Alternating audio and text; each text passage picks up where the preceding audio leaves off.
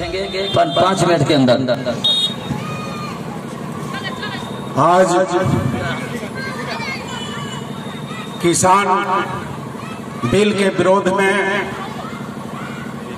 मैं समझता हूं बिहार प्रदेश में भगवानपुर प्रखंड के किसान साधुवाद और बधाई के पात्र हैं कि बिहार राज्य में पहली जगह भगवानपुर की धरती है जहां पर किसान बिल के विरोध में किसान ट्रैक्टर रैली निकालकर और नुक्कड़ सभाएं का आयोजन की गई है।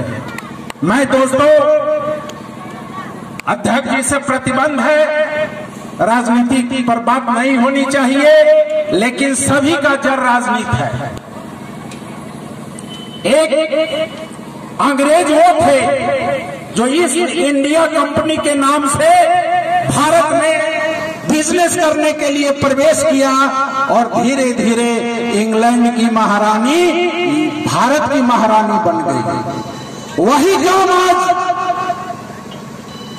काम आज आरएसएस संघ प्रमुख मोहन भागवत जो नागपुर में बैठा हुआ है, वो अडानी अंबानी के माध्यम से हिंदुत्व के नाम पर हमारे समाज के लोगों को बरगलाकर मंदिर मस्जिद के नाम पर वोट प्राप्त कर सत्ता में आने के बाद वो ईस्ट इंडिया कंपनी के जैसा अडानी अंबानी के लिए काम कर रहा है। इसलिए इनके क्रियाकलापों की विरोध होनी चाहिए, इनके हाथों से सत्ता भी छीनी जानी चाहिए, नहीं तो हम सभी को मजदूर बनाकर पुनः ये विदेश में गिरमिटिया मजदूर बनाकर भेजने का काम करेगा, जो हमारे पूर्वजों को भेजने का काम किया था अंग्रेजों ने।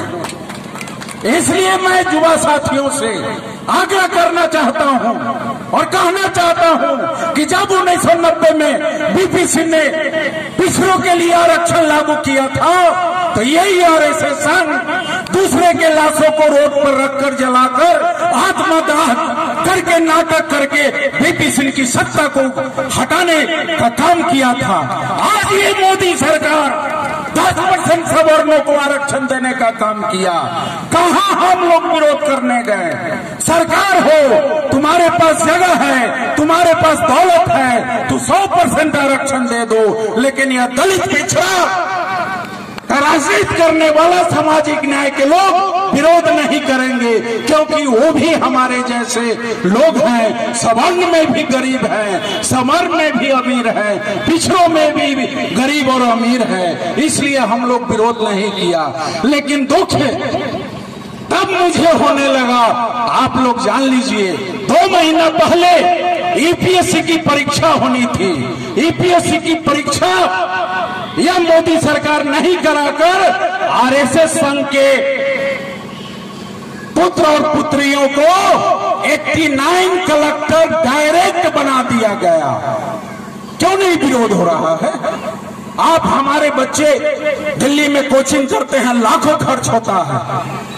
आपके बच्चे जो पढ़ रहे हैं वो कहां जाएंगे?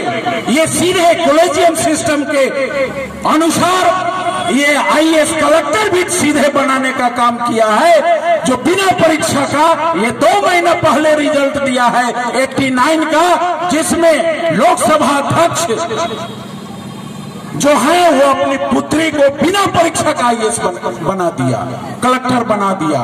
अब ये बताइए कि वो 89 कलेक्टर जिस जिला में जाएंगे वहां किसके लिए काम करेंगे? आपके हक अधिकार के लिए नहीं, वो मनुवादी आरएसएस के लिए काम करेगा। इसलिए मेरे दोस्तों सचेत हो जाओ। मैं किसान बिल पर आपको संक्षेप में बताना चाहता हूं, समय नहीं है। किसान बिल,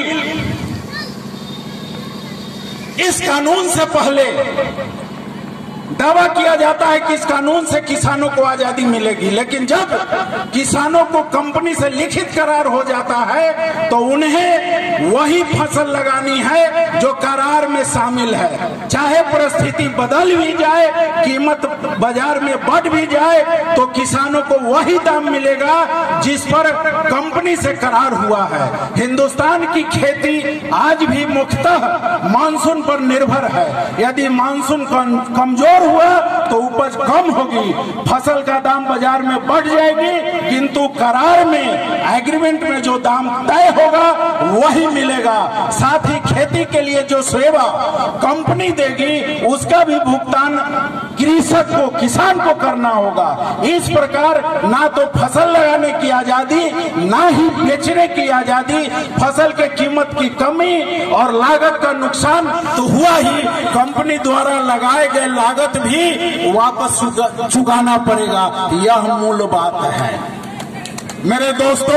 यह लोकसभा का है, यह मूल बात है उस किसान बिल में। क्या इसकी विरोध होनी चाहिए या नहीं होनी चाहिए? होनी चाहिए तो ताली बजाइए। मैं आपसे वादा करता हूं, और खासकर दिलीप भाई और हमारे अध्यक्ष और हमारे विद्वान लोग पहुंचे हुए हैं, हमारे साथी रंजीत पासवान जी, हम लोग सोशल साइड में वर्क कर रहे हैं। मैं आप लोगों के बीच में आऊंगा, काम करूंगा, लोगों को जगाने का काम करूंगा। और ये आरएसएस आपके भी गांव घर में माफ करेंगे, गांव घर में प्रवेश कर गया है। आपके युवा पुत्रों को, भाइयों को बरगलाने का काम कर रहा है हिंदुत्व के नाम पर। मैं पूछना चाहता हूं, हे मोहन भागवत, आपकी भतीजी की शादी किस जाति में किए हो? हे मुरली मनोहर जोशी, आप अपनी बेटी की शादी किस जाति में किए हो? ये आप लोग को मालूम होना चाहिए कि सभी राजनेताओं जो आरएसएस में है, उन सभी की बेटी मुसलमान के यहाँ शादी की गई है।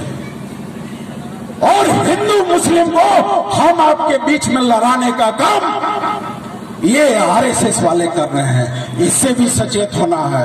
और एक बात मैं कहना चाहूंगा, मैं बाम सेठ से जुड़ा हूं, मैं भारतीय मूल सांस्कृतिक मंच से जुड़ा हूं। मैं आपसे विनती और अनुरोध करना चाहता हूं कि जिस देश के राष्ट्रपति को पुरी के जगन्नाथ मंदिर में प्रवेश नहीं करने दिया गया, जिस देश के प्रथम नागरिक राष्ट्रपति कोविंद को राम मंदिर के निर्माण में शिलान्यास के लिए नहीं बुलाया गया, आज उस व्यक्ति से राम मंदिर के नाम पर पहला चंदा लेने का काम यह आरएसएस संघ किया।